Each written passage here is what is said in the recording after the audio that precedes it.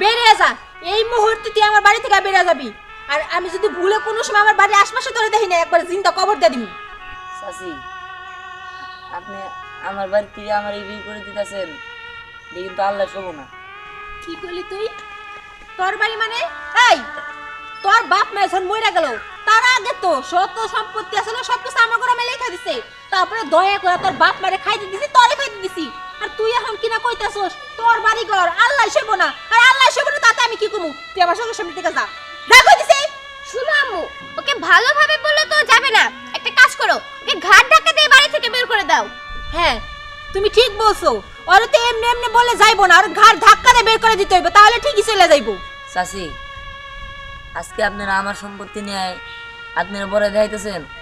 শুনেন, খারাপ সময় কিন্তু সবার সবসময় থাকে না। এমনও তো হইতে পারে কিছুদিন পরে আপনারা পথের ফকির হইতে পারেন। কি? তোর এত বড় সাহস, তুই আমাকে অভিশাপ দিতাছস? এই, তোর কাছে কি শুনতে হইব যে আমরা রাস্তার ফকির মনে কোটিপতি হইমু? চোখের সামনে থেকে যা কইতেছি। এই, তুই কি যাবি নাকি তোকে জুতা খুলে বাড়ি দিব? এখনো তুই দাঁড়িয়ে আছিস কেন? যা। ছোট লোকের বাচ্চা বড় বড় কথা কয়, আর জীবনে জানি বাড়ি আশপাশে করে না দেখি। কখনো যায় না। এই, এখান থেকে যা তো। অভদ্র। চলো।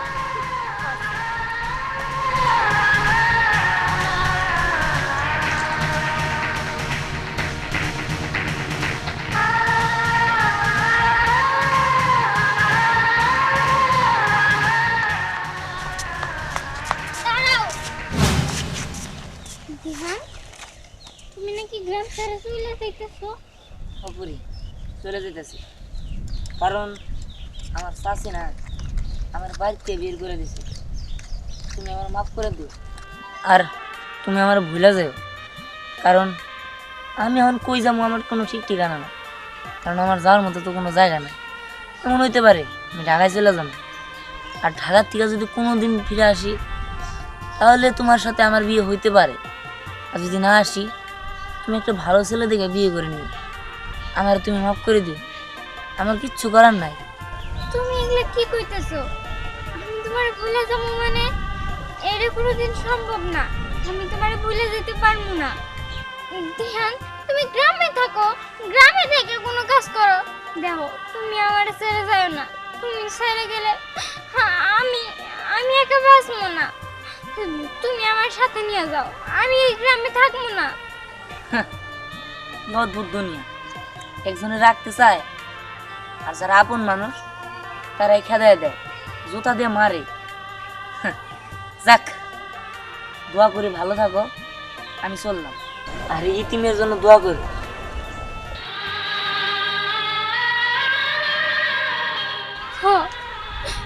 তোর লেগে আমি দোয়া করি, আল্লাহ যাতে তোর সহায় হয়, ওই ইতিমের সহায় হয়। আর এটাও কই, তোর সাথে যে ঠকাইছে, তোরে যারা ঠকাইছে, ইতিমরে ঠকাইয়া খাইলো ওই বড় লোক বাড়ির মানুষ, তখনও যাতে আল্লাহ বিচার করে, আল্লাহ দেহে দেহে।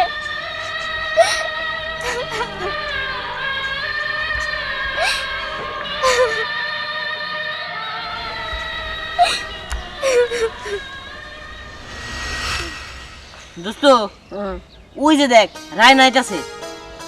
রায় আসতেছে। হ্যাঁ, ওই তোরা দুজন যা। এই দোস্ত, এখন যাবার কষ্টকে, এতক্ষণ তোর হাতে আসলাম, এখন রায় নাইছে দেখে এখন যাবার কষ্ট, তাই না? আরে রান্নার সাথে আমার কিছু পার্সোনাল কথা আছে। তো লজ্জা পাইস না, কয়ে দিস, শ্বাস করে কয়ে দিস। আরে ওই কথা না, অন্য একটা কথা আছে, যা। ও ঠিক আছে, চল চল।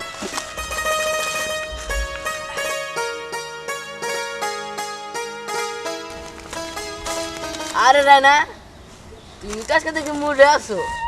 আরে খুশি হব না, জানো আজকে না আমি আমাদের বাড়ি থেকে ওই আপদটাকে বিদায় করেছি। আপদ বিদায় করছো? ওই দিহান? আরে আমিও তো তোমার ওই কথাই বলতে চাইছিলাম, তা আমার বলার আগে তুমি তো আমার খুশি করে দিলা। আচ্ছা, ওই খুশিতে আজকে আমরা করিডিয়া হাটে যাইয়া এই নাম করা মিষ্টিটা আছে না ফণি চৌধুরীর, তোমাকে মিষ্টি খিলাবো। না না, আমি মিষ্টি খাবো না, আমার মিষ্টি খেতে হবে না। বিকালে ফাস্ট ফুডে যাব, বিলটা দিয়ে দিলেই হবে। আরে ফাস্ট ফুডের বিল তো অবশ্যই দেবো, কারণ আমার পথের খারাপ তো সইরা গেছে। আর এখন তুমি শুধু আমার। আর দিহান তো আমার একদম দেখতে পারতো না।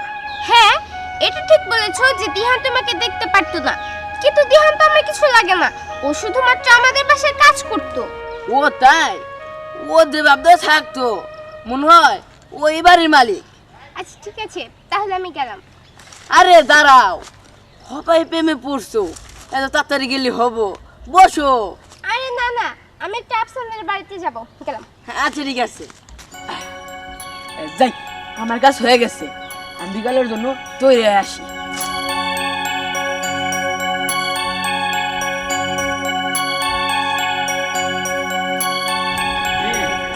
অসুবিধা নেই, আমি 2-1 দিন থাকবো, থেকে একটু কাজ আছে, কাজটা সেরে আমি চলে আসবো। তুমি যে কারেন্ট বিলটা দিয়ে দিও। আচ্ছা, আমি তোমাকে ফোন দিচ্ছি। এই ছেলে, এই ছেলে, আসো আসো আসো, এদিকে আসো।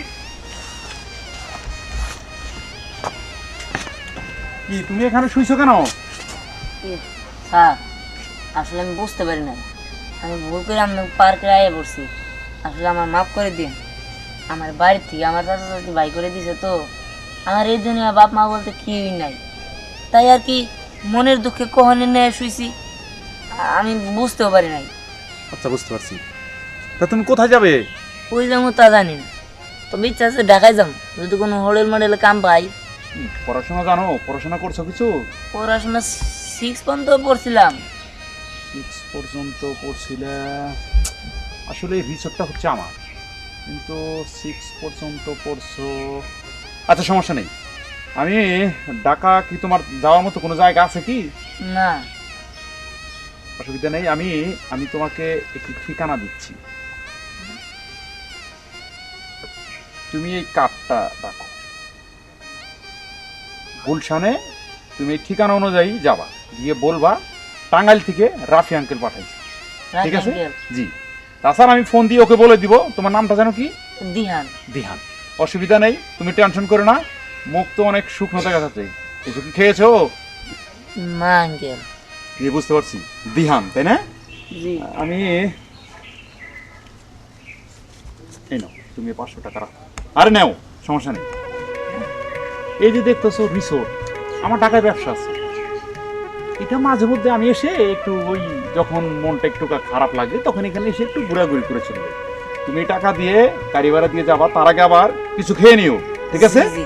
আর তোমাকে যে কার্ডটা দিছি ঠিকানা অনুযায়ী গিয়া তুমি বলবা যে রাফি আঙ্কেল পাঠাইছে। আচ্ছা ঠিক বাকি আছে। ইনশাআল্লাহ আশা করি যে তোমার একটা কাজের ব্যবস্থা হয়ে যাবে। আপনার অনেক অনেক ধন্যবাদ। আরে ধন্যবাদের কিছু নেই।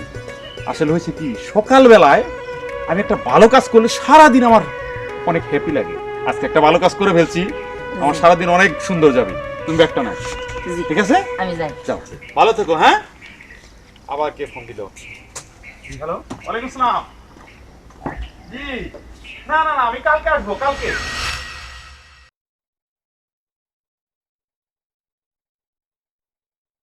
যেইভাবে চারদিক থেকে ব্যবসা লস হইতাছে, কি করবো আমি কিছুই বুঝতেছি না।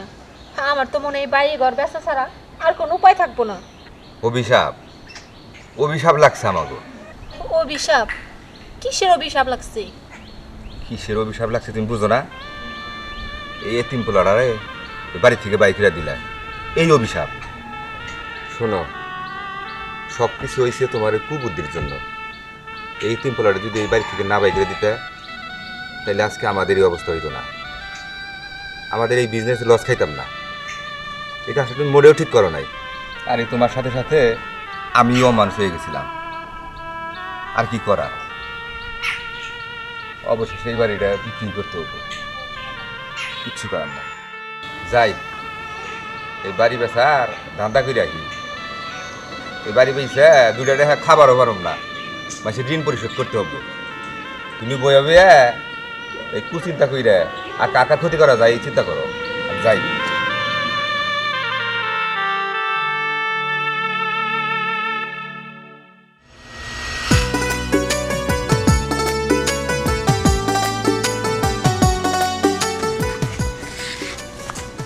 কিরে পরে দর পারস কে?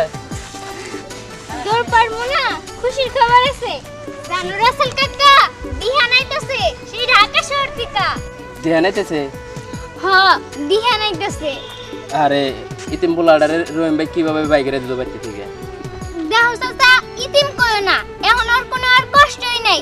জানো তুমি, ঢাকা শহরে ওর অনেক বড় বিজনেস আছে, ও হেনে অনেক টাকা ইনভেস্ট করে আর ও কোটিপতি হয়ে গেছে। কষ্ট কি তুই? আমি যা কইতাছি একদম সত্যি কইতাছি।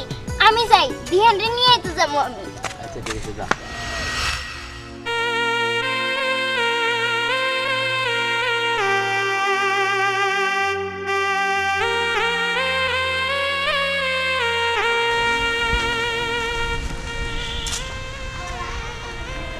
একটা কথা জিজ্ঞেস করি, মাল সামানা মানে বেনে পাঠিয়ে দিই। বাড়িটা যে বেচছেন, কার কাছে বেচছেন? মানুষটারে কি দেখছেন আপনি? আমি এত কিছু জানি না। ঢাকায় বাড়ি, শুনলাম মেলাটি হার মালিক, এইটুকুই জানি। কিন্তু আম্মু, আমরা এখন কোথায় যাব? এত চিন্তা করিস না মা, তোর মামার বাড়িতে যাবো। চলেন।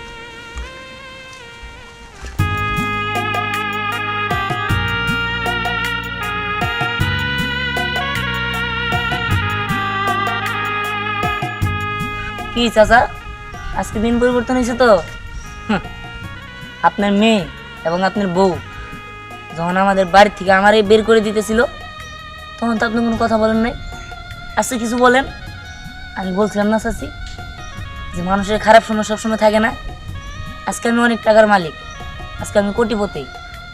আপনি কিছু বলেন?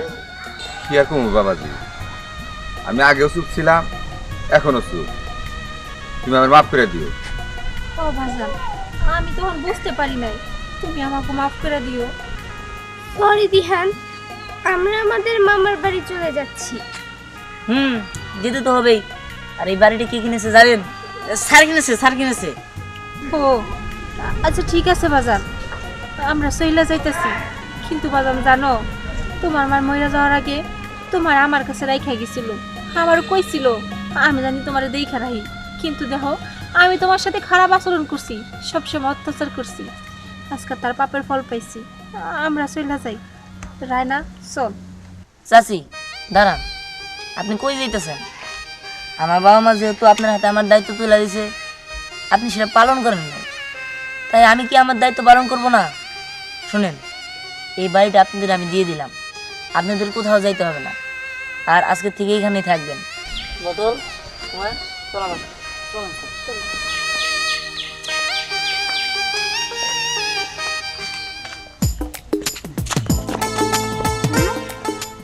তোমার আজকে অনেক সুন্দর লাগতেছে, একবারে সাহেব সাহেব লাগতেছে। আমি তো তাড়াহুড়ো করে মার কাপড়ে পরে আইছি। আমার আজকে কেমন লাগতেছে? তোমারে একদম পেট মেয়ের মতো লাগতেছে। পেটনের মতো? হ্যাঁ, পেটনের মতো বলে আমার লাগতেছে। পেট মেয়ের মতো লাগতেছে। ওরি, তুই হবি কোটিপতির বউ।